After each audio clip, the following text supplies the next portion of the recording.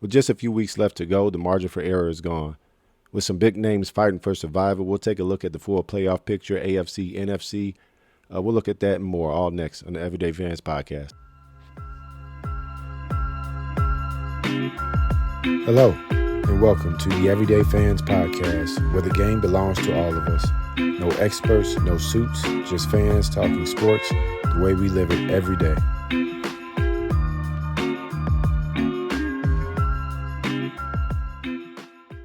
Hello, everybody, and welcome back to another episode of the Everyday Fans podcast. Today, we'll be looking at the playoff picture, as I stated in the open. We'll start with the AFC today, but before we get into that, thank you guys again for your time.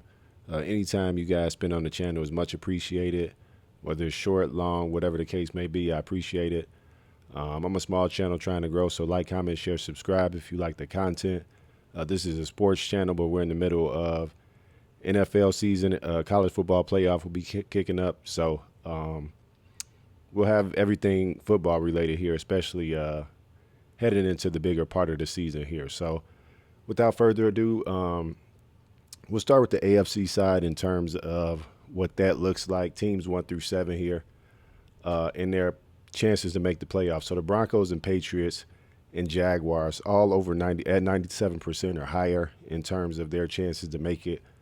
The Broncos and Patriots are fighting for that top seed, and even Jacksonville's lurking if some of these teams start to slip a little bit here. So if we look at the Broncos have Green Bay coming to town, a team that is playing some pretty good football right now.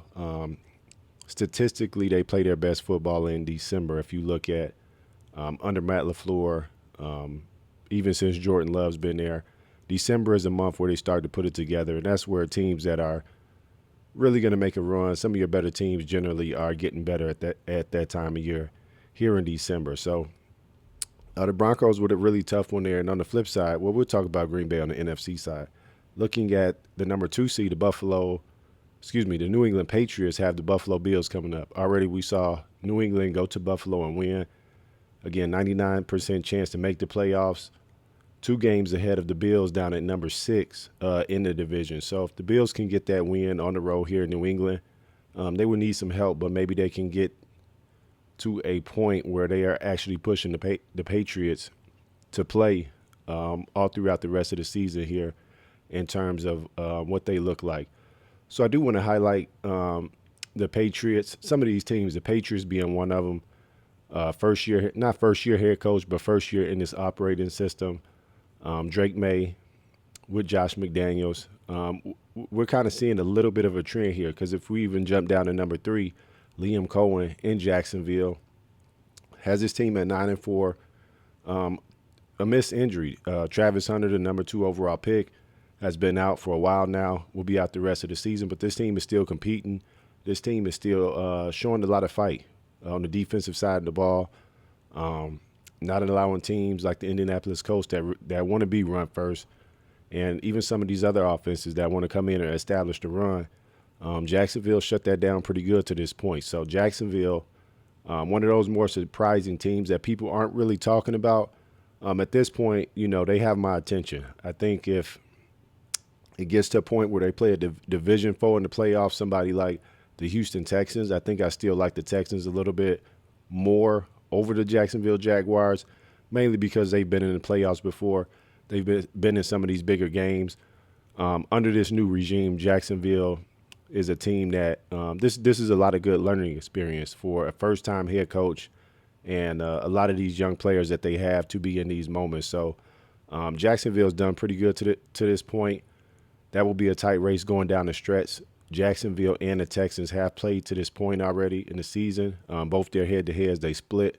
Jacksonville was really up pretty big in Houston, but they had that epic collapse and let Houston back in that game. So moving down to 4. So this division will be ugly. The AFC North, that's why the Steelers are there at 4th. They are the AFC North leaders after beating divisional rival, the Baltimore Ravens, on Sunday. So the Pittsburgh Steelers, they're a lot of Jekyll and Hyde this year. Traditionally, under Mike Tomlin, they're a team that's going to make the playoffs, but come the first round of the playoffs, they generally struggle and lose that particular game. So Pittsburgh Steelers, not a team I'm super high on. They have Miami this coming Monday, Monday Night Football, but they got a 66% chance to make it in because they've already played one of the head-to-heads against the Ravens, the next team right behind them, with that next game being at Pittsburgh. So I'm thinking they would be a small favorite there at home, and that crowd would juice them up. But I think Steelers fans are pretty much over the Mike Tomlin experience. I think they feel like they're not a good enough football team to win the Super Bowl, so they're shouting for change. I don't think it's going to come just the way the Rooneys run that organization. 3 head coaches, I think, in 40, 50 years. So good luck with that. I think he has 1 more year left on his contract after this particular season. So more than likely, regardless of what happens, the way the Ravens have looked, we'll get to the Ravens because they're in the Hunt graphic there on the right side. But barring any kind of major collapses here down the stretch, and even then, I think they still bring him back. I think you have at least 1 more year with Mike Tomlin in terms of him being the head coach of the Pittsburgh Steelers, and probably even more longer than that if they can figure out some things and at least win 1 playoff game and, kind of show some life here. Going down to number 5. Number 5, 6, and 7 are your wild card teams. So the Chargers with a big win at home over the Eagles on Monday Night Football this past week. They go to Kansas City this week. In my opinion, Kansas City is dead. If you kind of look to the right side, they're in that in the graphic in the Hunt, 10% chance to make the playoffs. So they're not dead, but theoretically they're dead.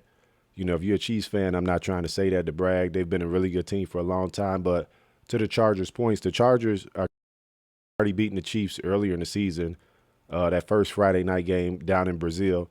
So the Chargers are looking to stay pretty close to the Broncos up at the top, because if Green Bay goes to Denver and wins this particular week, that only puts them 1 game behind. They already have 1 head-to-head over them, and they do get another shot at the Broncos. So the Broncos will be going a full head of steam, even though it says 99% playoff chance. They have the opportunity to fall pretty low here, lose the number 1 seed, as well as lose the division, and they will become a wild card team and be going on the road. So really big game going back up to number 1, the Broncos and the Packers. We'll get into the Packers side of that when we go to the NFC, but really big game for the Broncos here, as well as the Chargers, because if the Chargers are able to go to Kansas City and win this week and the Broncos lose, that's a one game difference with an opportunity to face them head-to-head here in a couple of weeks. Going down to number 6, the Buffalo Bills. They've looked like they've got their act together a little bit here, kind of turning it on. I just don't trust their defense in terms of them making a Super Bowl run, because I think Buffalo is at the point now where even if you're not a fan of the Bills, you watch the league, you watch a lot of these other teams, as I do. Buffalo is more like a Super Bowl or bust type team. They're to the point where just making the playoffs isn't good enough for their aspirations as an organization. So Buffalo at 9-4. Huge divisional game for them as well this week at New England. Want to get some payback for earlier in the season. So really good game in the early 12 o'clock window on Sunday. So depending on where you live, I'm pretty sure this will be one of the main games on CBS early in the day. The Bears are on, so I will be watching the Bears at that particular time. We got a bounce back spot against the Browns, but we'll get into that in the NFC side. Really good opportunity here for the Buffalo Bills to get some confidence going again here late in the season. A big comeback win at home over the Cincinnati Bengals this past Sunday. So defensively, again, I just think the struggles are too much. They will be getting some guys back, so maybe that can help some things heading into the playoffs if they can get those guys back. But Buffalo, they're at 96%. At the moment, looking like a wild card, especially if they lose this week to New England. If they don't win this week, they don't have a shot at winning the division. The Texans at number 7. So this team is one of the better defenses in the league. Offensively, I think they still are trying to figure some things out. C.J. Stroud is managing the game pretty well for them. He's not having costly turnovers. But he's doing enough for them to win with this elite defense. The two edges they have, Danielle Hunter, Will Anderson, both over 10-plus sacks on the season. Two top corners there. So Houston, really good defense. I don't think this is a team most teams want to see going into the playoffs just because of how good that defense is, how much they're going to challenge you. Houston is one of those teams I really like at the bottom. Not necessarily to make a Super Bowl run, but when I look at the AFC side with the current teams that's in there, this thing's wide open, man. I think a lot of people would say Buffalo, if you had this list prior to games being played and you saw these were the teams in the AFC playoff picture, I think most people would say Buffalo probably comes out of the AFC. But the Broncos' defense is really good. The Patriots is a well-balanced team.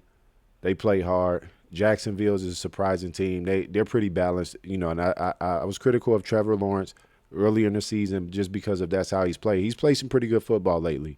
So hats off to him. I think he still has to show me some more to say, like, okay, the contract they gave him, maybe it was well-deserved. But, again, with a new head coach there, offensive guy, maybe he's buying in. Maybe he's kind of reaching them and is able to kind of turn that guy's career around. So a lot to be seen in that matter. Moving over to in the hunt on the AFC side as we wrap the AFC up, the Colts. Colts, put a fork in them, man. I don't see how, they're signing Phillip Rivers here this week. I think that news came down yesterday. Doesn't sound like he's going to play, more so just be a mentor to some of the young guys in there. It's unfortunate because I had this team really high all year. If any of you all that watch the channel know I've been really high on the Colts, just the way their offense was balanced between the run and the pass, really being a run-first team, but really having a lot of weapons in that passing game. And Daniel Jones being a veteran quarterback now, operating really efficiently in that offense. So I was really high on the Colts. Once they made this Sauce Gardner trade, I'm like, okay, they're going all in. This is a really big blow to that organization. They have really had aspirations for this season, but unfortunately, because of injury, they've just lost too much here for me to think they're really going to be able to make a run here. So the Colts down at 32%, 8-5 record. Going to Seattle this week. I just don't see it. And even their backup, the rookie quarterback, Riley Leonard, is suffering with an injury. So I'm not even sure who their quarterback is going to be ahead of this game. But Seattle they have to stay, it's a competitive NFC West, as we'll look at it in a little bit here as we get into the NFC side. But Seattle's rolling. They know they have to keep rolling. The NFC is a lot tighter than the AFC. But nonetheless, sorry for the Colts. The Ravens, 33%. That was a big loss for them at home to the Steelers this past weekend. This was one of the teams I would have told you I'd like to win a Super Bowl ahead of the season. The offense regressed so much this year. It's kind of mind-blowing how differently they look compared to from this year to last year, with a lot of the same pieces. Honestly, I'm not going to spend a whole bunch of time on these teams as I don't think the Ravens are still live. They can beat Pittsburgh and win some other games. I think they play Green Bay. They got some bigger games coming up, but there are no more losses at this point. 7 losses, the same with the Chiefs. Their path is winning the division. The Chiefs aren't winning the division. So if you look at those two percentages, they have the same record. The Ravens still have a shot at winning the AFC North. That's their path to get in. I guess technically they probably could still get a wild card. But just based off the percentages I'm thinking, and I can't think of who they played already this year, I want to say that they did play the Texans, and I think the Texans won that game earlier in the year. So, probably their path is really only winning the AFC North. So we'll absolutely have to beat the Steelers that next game they play head-to-head, as well as winning some other games here and getting some help from some other teams that are facing the Steelers. The Chiefs, they had a good run. This looks like a down year for them. Again, I'm not going to spend a lot of time on them. They look like a shell of themselves. Travis Kelce, go and hang it up. Had a wonderful career, great player for a long time, but just doesn't look like the same player, same team. I think they'll retool and be right back being competitive next year, but they have to get younger at some positions. They have to get rid of some of these contracts they got to be able to spread money kind of throughout the team. Obviously the quarterback's getting paid. Chris Jones is getting paid. Kelsey's contract, isn't cheap either. So when you have some of these bigger contracts, it makes it harder to sign other veteran pieces, and you have to rely on the draft. And sometimes when those guys don't pan out, or dealing with injury, and you don't really have the depth in the organization that you maybe had earlier on in Mahomes' career when Kelsey was a little bit younger. So that'll do it for the AFC side. Moving over to the NFC, we have the number 1 seed, the Los Angeles Rams at the top at 10-3. Is that correct? Let me see here.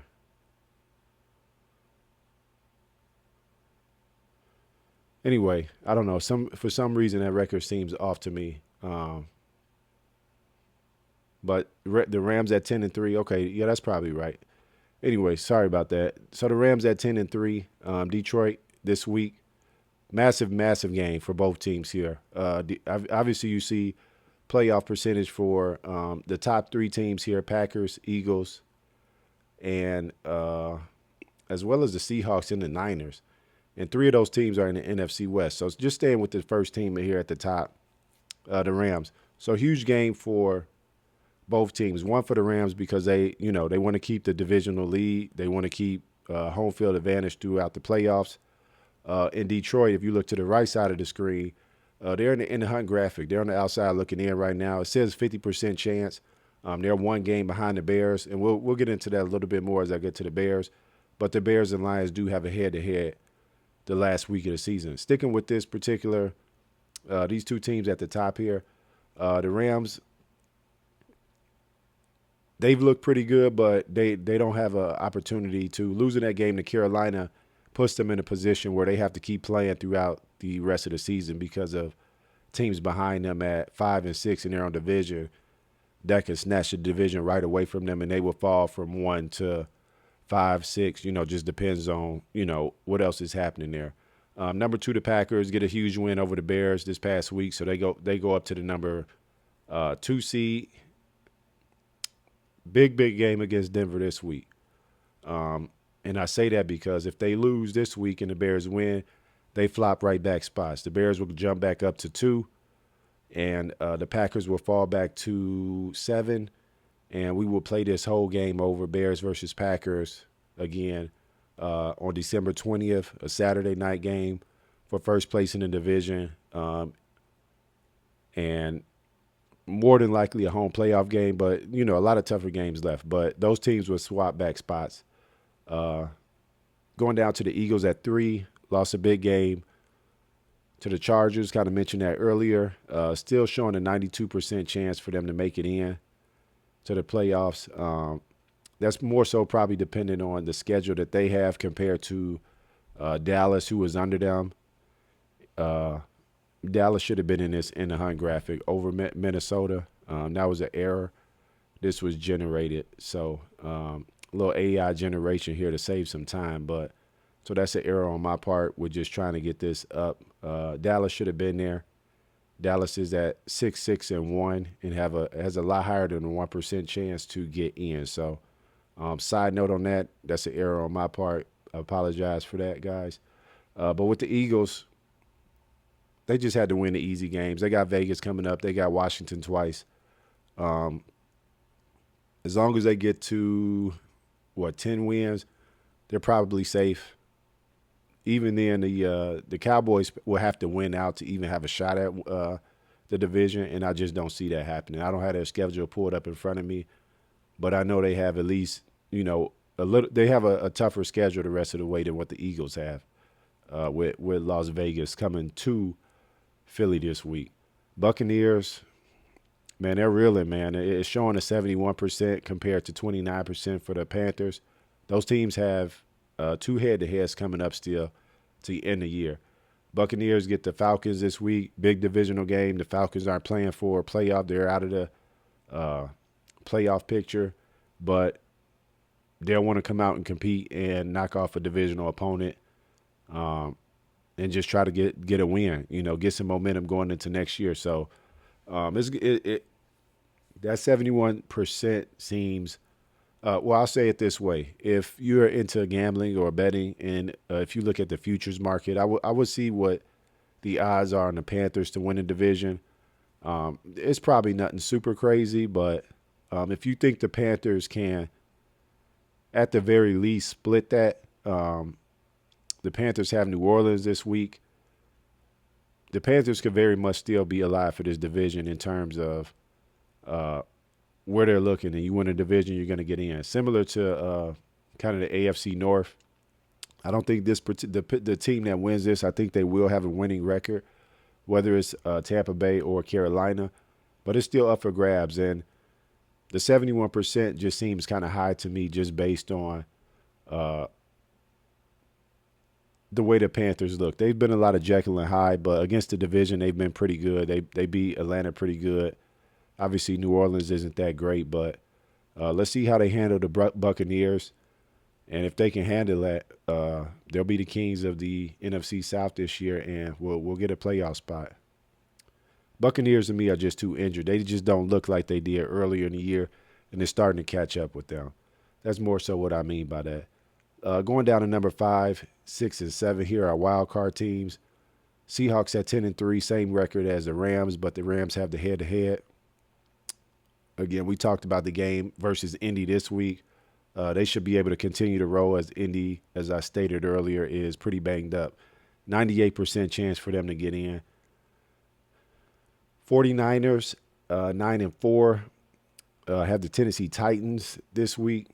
So the 5 and 6 seed with a little bit softer landing spots in terms of the games they have coming up. And maybe you can even put the Bears in that same category with the Cleveland Browns coming to Chicago this week. So based on everything that's happening this week, when I look at the teams 5, 6, and 7, the teams they're playing, it's the NFL. Anything can happen versus the Lions going to the Rams. The Lions at the Rams. Again, I go back to what I said, the opening statement with the NFC. This Lions-Rams game is going to be a must-watch in terms of, especially for Bears fans, because they're one game behind. If they beat the Rams, that's going to shuffle some things up, but that keeps pace with them. And for some reason, if the Bears lose to the Browns, they will flop out. They wouldn't be in. They will be in the hunt, and now they will be chasing Detroit. So, like I said in the open, every game at this point matters the rest of the way. As we start to wrap this show up here, every game at this point matters for a lot of teams. I haven't seen it to this point that I can remember. I'm sure it's happened, but a lot of these teams will have to be playing come week 18. I know we've seen the weeks where if you play fantasy usually season long is done by that, but if you play like a daily fantasy sports on DraftKings or FanDuel or sports betting or, anything like that, week 18 is usually one of those weirder weeks because some teams have been out of the race for a long time. Some teams want to rest players because they locked up the number 1 seed or they've locked their position in. They probably can't move up or down just based on some of these things. So, for example, like Tampa Bay or the Steelers, whoever wins that AFC North or NFC South is probably going to be locked into that 4 seed, getting a home playoff game despite what happens. So maybe if they have some injuries, they'll rest players. We got a lot of football left to go. It's going to be exciting. Even against, some of these teams, again, I mentioned the Seahawks, the Niners, and Bears have teams that don't have the Colts have a winning record, but we talked about the injuries. Tennessee, they got a win last week, two wins, but going west to San Francisco, going to be tough. Going to be tough for the Browns to come in here and try to get a win over a team that's fighting to stay in the playoff contention in the Bears. So a lot of football left to go. It's going to be exciting going down the stretch here. Let me know what you guys' thoughts are. Is your team in? What games are you most excited about seeing? And this is pretty much what it'll be going down the stretch here. I know I did a lot of power rankings videos throughout the year. That's pretty much done at this point. We'll just break down games looking forward. Kind of the bigger matchups of the week. Like I stated, I think Rams at Lions is one of the bigger games of the week this week, as well as Green Bay versus the Broncos. Granted, both of those teams just happen to be in the Bears division, but even if they weren't, just based off where they're at, and all of these teams needing to win, stay the number 1 seed, stay the 2 seed, stay at the top of the division, all of these different things, it sets up for really good drama, really good action. So I'll leave it there. Thank you guys. I'll see you in the next one, and peace.